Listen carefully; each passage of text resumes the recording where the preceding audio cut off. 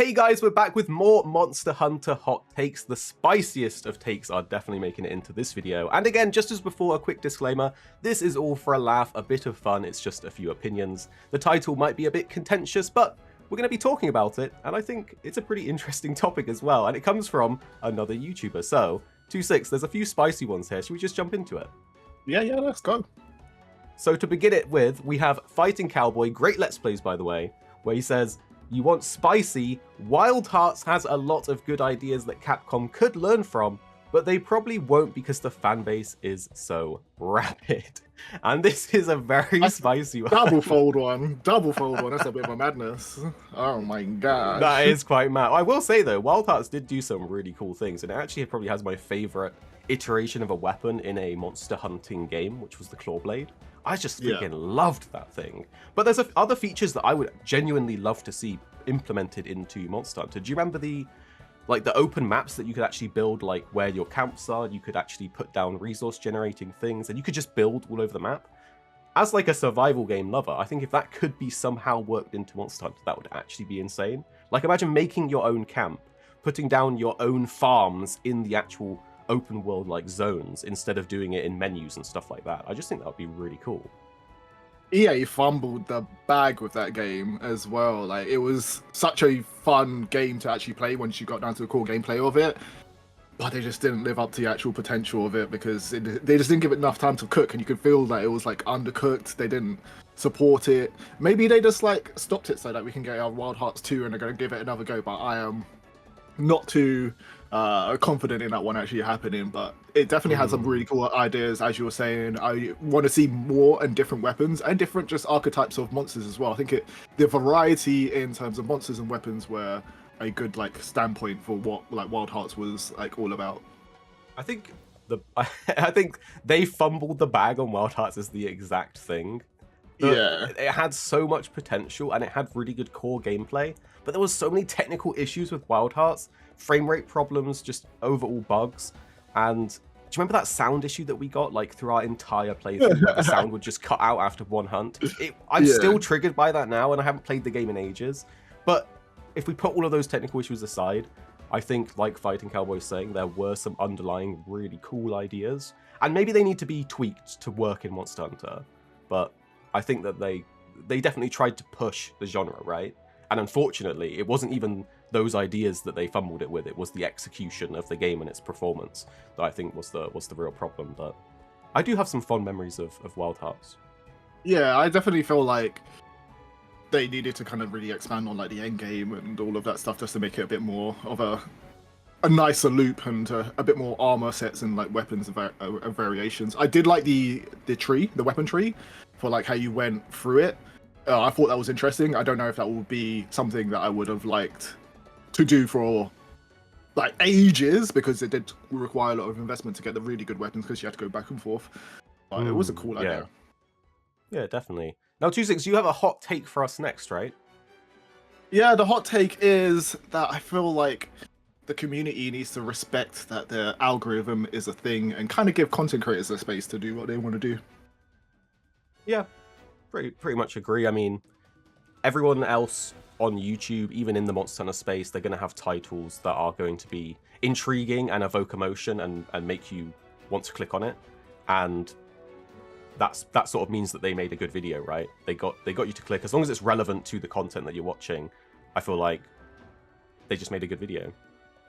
Yeah, I just feel like in the Monster Hunter space specifically, there is a lot of people that are super adverse to the titles that you would see in other spaces as well. I'm not saying that there needs to be titles or thumbnails or even videos that we see in, say, something like Fortnite, but there is definitely a brevity of content even that you see in, say, something like Elden Ring that I still feel like it's got kind of a nice bit of content pool when it comes to that stuff, and like the content creators there do like some really good stuff. Or even Star Citizen as well. Star Citizen, even though the game is a bit controversial, the actual content that people like morphologists and all those stuff are making, their content is a bit more like sensational, but the content itself is good. I think the content on YouTube is just fine as long as you're clicking through and you're getting what you actually promised to actually get. If you're just mad because someone's making it a bit more enticing for you to click on it and you've just clicked on the video watched the not even watched the video, just read the title, read the thumbnail, and got mad. That's crazy.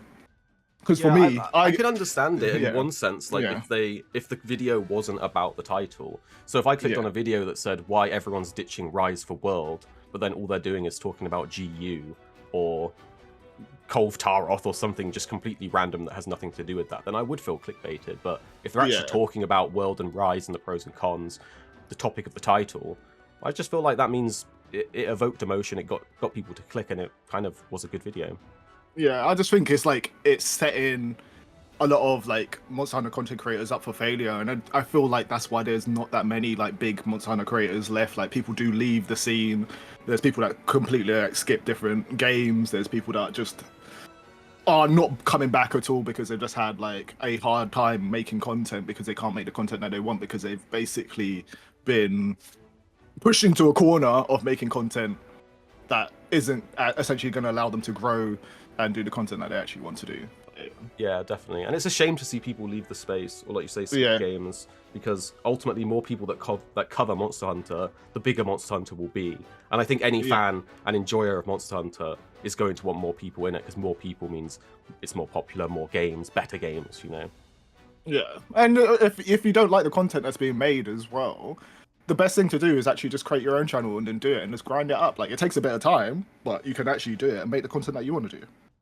I think that's perfect. Yeah, that's actually some of the original inspirations for us, I would say. You watch content, you're like, I think I would rather watch content that's a bit more like this, so I'll make it like this, and then that's how channels sort of pop up and grow, and they start to make new genres of content, and it works. Yeah.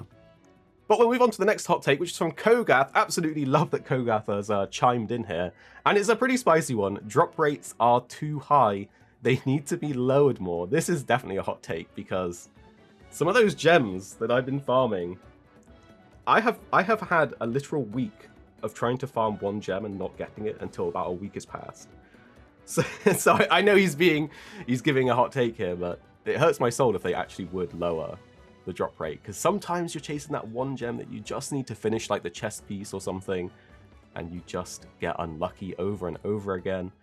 But what do you think? No, I definitely feel like maybe he's right and then maybe he's wrong. I think it depends on what loot table you're on. I don't even know if loot tables are still a thing in the modern game toy. It definitely feels like that, because there's certain times when I will go into a hunt and then I will get no gems and you get 50 of them, and then I'll go into another hunt and then you'll get 50. It's just RNG, but it definitely feels like you're on loot tables where you just literally can't get certain items in the same way. So sometimes you just have too many, sometimes you don't have enough, so drop rates can come down for certain things. I totally get what he's saying, and he's just trying to rile people up anyway. He knows it. He knows desire senses there. You guys can let us know what you were looking for, haven't got, or a monster that you haven't you've hunted so many times and just didn't get that drop for, and you're just oh, I think it was, what was the final monster of Rise, Gazmagorm? Oh my gosh, I had to hunt that so many times to get the gem. Remember how many times we had to go back in? We enjoyed the fight. Actually, the first time, and you were just yeah, I got my 15 gems. I got it. I got one. I got two, and I was like, what? And then we went in and we fought it so many times. That fight is kind of long for the first time that you encounter it if you don't know how to speed it up with obviously all the tricks and tips. But do people actually want Desire Sensor to be even worse? Do you remember Kolv Taroth in World, and it had the RNG table for all of the weapons, and you were like, I just want this one weapon and this one version of it, but all I'm getting is gun lances and swords and shields, and I just want my switch X. And it took it must have took 30 tier 4 hunts or something, phase 4 hunts on Kolv just to get that one thing. So Desire Sense is real. I definitely couldn't say I want it to be even harder. Now, people definitely hate low drop rates. I know he's calling for it, but people definitely hate low drop rates. If you think about every kind of really argument that people have had about not getting an art weapon or whatever, even if it was Destiny and Galahorn, or I don't know, the weapons that you're talking about for Kolv Taroth, those low drop rate weapons just definitely tear the community apart. Definitely. I don't know. Yeah. I definitely, like I said, they're now fond memories because I've moved on from them. But at the time, they were not fond when I was trying to farm one gem for a week. Okay, but now I look back and I think, oh, those days, you know, where you could just do hunts every day for a week and just have that feeling of chase. But we'll go next to Toxie Moxy's, where she says, a large chunk of the community is an elitist cesspit. I was a new player when World released. The community vibe was off. Some were very cliquey, always whining. They don't read. In my experience, the community was horrible. I like World though. I have something to say. Can I? Yeah, go on. This is a joke. This sounds like something a World baby would say. That's the exact comments that I would see around World's launch, where people had this hate for new players that came in around Monster Hunter World, and there was a ton of new players that came in. We're talking whole new platforms and consoles that got players in on Monster Hunter, and they were loving it. And then you would see like a bit of gatekeeperiness with people calling them World babies, saying how it's not a real Monster Hunter game. I really do remember all of that kind of stuff that was going around. It was, you know, in the comments on Twitter. Even sometimes you would get that kind of hate in a random online game, which is just off, and it's not something that I think any of us should condone. I think if everyone in Monster Hunter wanted Monster Hunter to succeed, then you need to make a welcoming, warm community, right? Yeah, I feel like a load of other communities are super welcoming to new players, and I think even though Toxie's obviously saying it for like World, it definitely happened both ways, right? The role players were like, "Oh, these old geezers, what are they chatting about? Bloody hell, just leave me alone to play my new game," like essentially. But I really liked the community when like World was out. I feel like there was it felt like everybody was playing the game. It was just a fun. People were having a bunch of fun. Yeah, there were people complaining, but it's a small minority of people that were complaining. And the thing about them is that they're super vocal online, especially on Twitter. So it feels like there's like more of them actually talking, but they cry about everything. If it's not content they're crying about the game. If they're not crying about their favorite game, they're crying about something else. So yeah, I think it goes like both ways as well, because like I say, there were those people calling World players World babies because they were new to World, to Monster Hunter and World. But then you had those same World people that got hating on Rise because it looks like a downgrade from World in their opinion, right? So it's like you have this weird perpetual cycle of more people come in the game, get hated on, a new game comes out that's slightly different, because every Monster Hunter game that comes out is slightly different, I feel like, and then that gets hated on because it's slightly different by the new batch of people, and it's like just a horrible cycle. I think everyone at the end of the day, it's such an interesting discussion to like have though, because there are like these different segments of like the community, and how Capcom is going to essentially remedy that when it's not necessarily in their favor to make games in like one or the other way. I was looking at the actual sales numbers, and World's on like 30 million sales, while Rise is on, I think, about like 15 or 20, around there. So like, just going by the numbers, they're very much incentivized to make the games more like World. What does that mean? Are they going to stop making portable titles? Probably not, because Capcom usually serves their customers the way that they want to do, and there's still money on the table for them. I think it is, and I think people see this, and I think this is why there's contention between the two fan bases of the handheld titles and the new Monster Hunter like World, where I think that they're just going to, I hope anyway, that they'll keep doing both, and I think we'll see more of a split between them, where maybe the more handheld ones are going to be more traditional Monster Hunter titles, whereas whatever comes next for like World 2 is going to be iterated on again to become even bigger, even more mainstream, even more wow factor in the graphics, in the hunts, in the monsters. Whereas the handheld ones, I think they could keep appeasing the people that really enjoy games like GU, you know? You know what, actually, and I think this needs a special shout out. The Monster Hunter Stories 2 community, though, the vibe was just so good. Like everybody in there was super nice, super helpful. We had our PvP matches, we had our little tournaments. It was fun times. I wish all of the Monster Hunter community was like the Stories 2 community, and like really helpful and engaging. But I think the majority of people are trying to help people with Monster Hunter, try to get them kind of up to speed on it as well, and don't really care about which person's game is a favorite. I just found it just so inconsequential to be like, oh yeah, your favorite game is that. I'm happy when I hear other people's games are like different ones to mine. If you like 4G or Tri or whatever, or Freedom Unite or GU, or Rise, or even just like the first one. Like, I'm happy to hear that because it just means that you come in at a different time, you've got a different knowledge base, and it's just fun to know where you came in. It's like for any other series as well. It's weird that people will just be so up in arms about this. I just want to expand on the stories community. Phenomenal, and also super knowledgeable. Like sweaty boys. Like they was that, yeah. Like some of the people in that community, they knew Monster Hunter stories. Yeah. They knew the genes. They knew the monsters down to a T, the stats, and they're so welcoming. And I really hope we get another stories as well. Like Stories 2 was so much fun. But we'll move on next. We got one from Monster Hunter Jokes. He's actually got two. I'm gonna go with the one with more likes. Yeah. I'm gonna let communities voted here, right? Which one here is more popular or more of a hot take, I hope. Which is that character edits should be free and implemented into the game at launch, not hidden behind a paywall, especially in a game with gendered sets like Monster Hunter.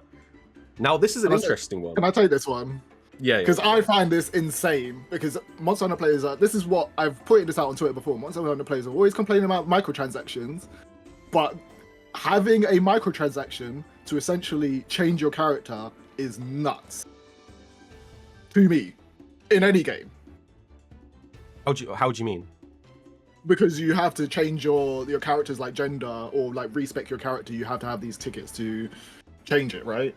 Which is usually you have to pay for them on the store, which is just crazy. Like for it to be a thing, it's not a common practice in any other game. Normally, you just go to, say, if you're on GTA and you want to change your character, just like go to like the shop or whatever, or say if you're in Cyberpunk, you just go to like the Ripper Dock and you can change how your character looks. Well, here's a counterpoint, because I agree with you. By the way, I think it should just be an option in a menu somewhere, or a character, a barber that you go to or something, and you can change everything. That's the best practice, undeniably. But I know that some other games don't do this, particularly when I think of more MMO-y kind of games, right? And in a lot of those kind of games, let's look at like Diablo 4 more recently.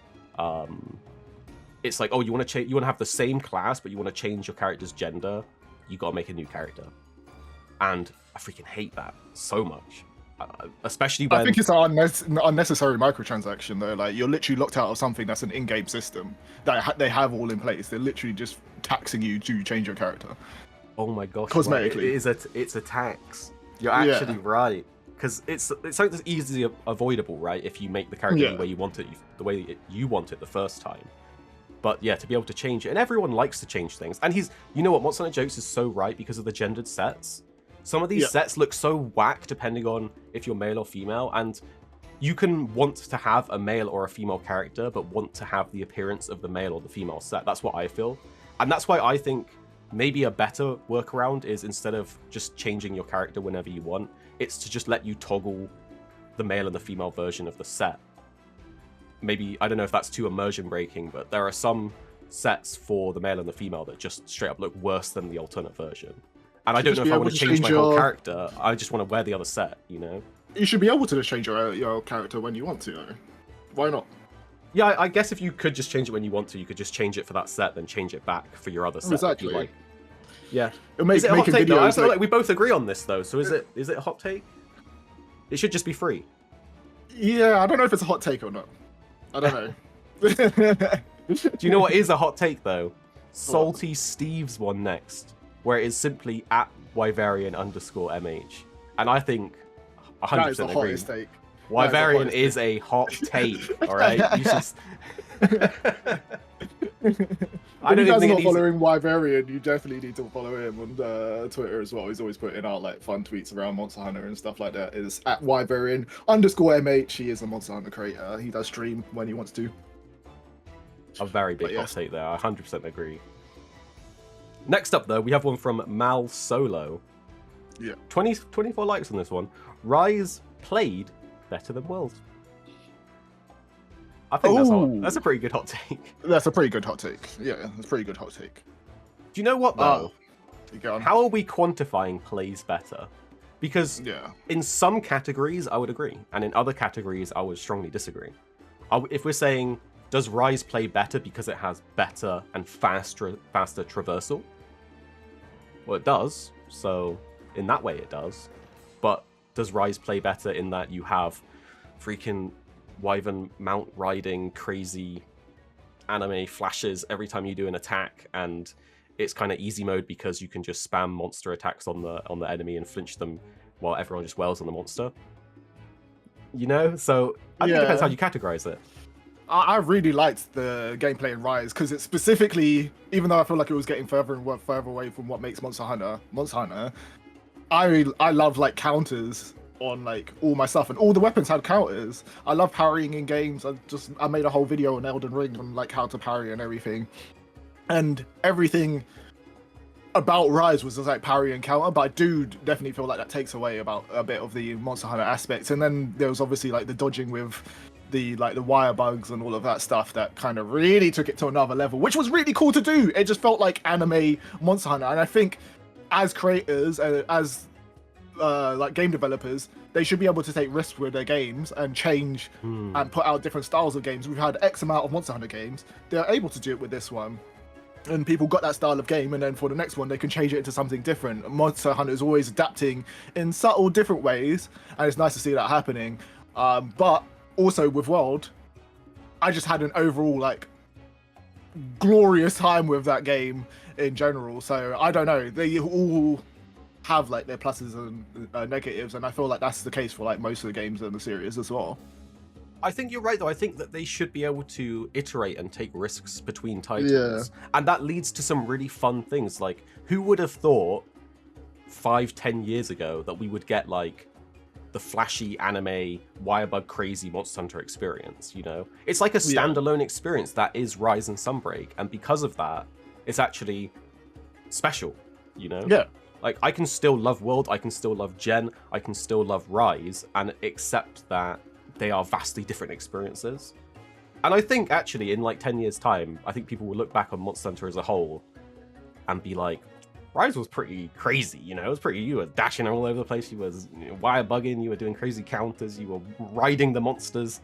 And I think it'll become more of a fond memory, at least for me. That's what I sort of anticipate. Yeah, but I feel like this comment kind of like factors into this whole underlying thing of like the community being really weird about having to point out or kind of rile out people by being like, oh yeah, this one is this, and this one is this, or whatever, when it's just like, all the games have their own positives and negatives. Like, just enjoy the games for which one you enjoy and like, essentially. Yeah, definitely. And next we have Moxy's, and this one is the hottest take. The bow is underpowered in Rise. You can't even 360 cross-map the monsters. So obviously the 360 part, like, he's having a little joke, right? But the bow is underpowered in Rise? The bow was the most powerful thing in Rise. You know what was busted, though? It's not even about Rise. I'm going to switch topics back to World. We remember, like, the Nergigante hunt where you could just literally just jump off the wall and, like, you basically got world record. Because it was glorious. busted. Guys, there was a small period of time where I was, like, #2 in the world Nergigante speedrun clear time, and I am terrible with bow, and I am nowhere near as good as the speedrunners. But for like, I don't know, maybe it was a few hours or a day, if you made a very specific powerful set, you could, I'll show it on the screen now if I can find the video, you could, repeat jump shot off of a very specific column where Nergigante would spawn, and if you did it enough times in a row, it would flinch him, and it was so powerful, the damage, that you could kill him in like a minute or around 60-70 seconds. That's one of my fond memories of Monster Hunter World, was cheesing Nergigante in like 60 seconds. Yeah. But to go back to Rise, though, the bow underpowered in Rise?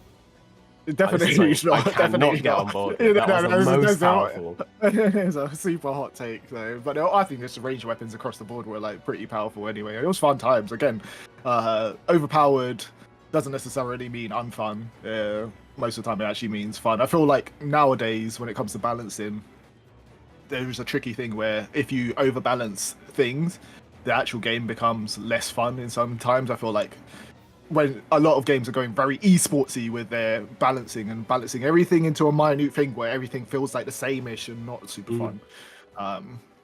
But yeah, sometimes it's just fun to get your hands on like some OP weapon or some overpowered thing and just go ham on something for a little bit. Obviously, that will get boring after a while, but it's still fun to have for like that temporary time.